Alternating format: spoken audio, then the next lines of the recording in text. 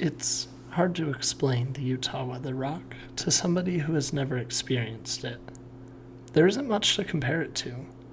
It's not naturally occurring, it was created by humans. It serves no real purpose outside of decoration, yet it is also a joke.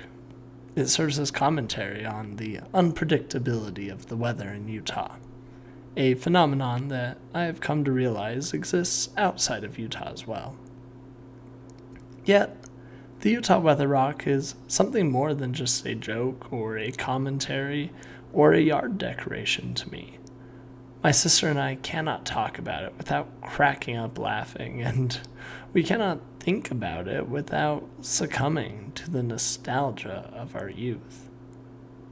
When our parents divorced, our dad eventually bought a home in Ogden, Utah, and a short walk from his house was the Ogden River Parkway.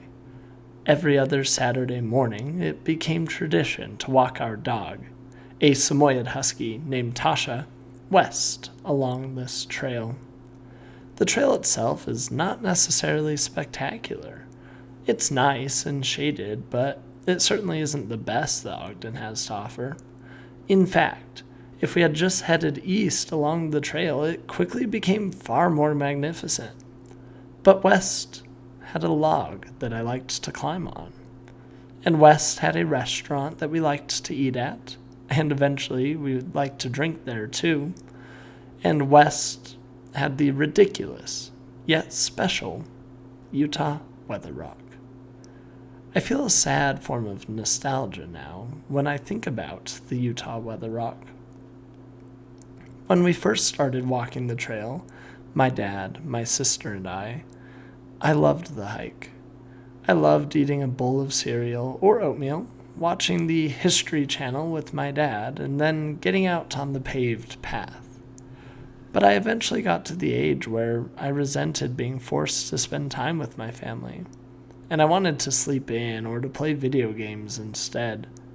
It was a battle to get me out of the basement and onto that trail. And whenever my family did do it, I enjoyed it. But how short the memories of teenagers can be. And 14 days later, it was the same fight and the same bad attitude.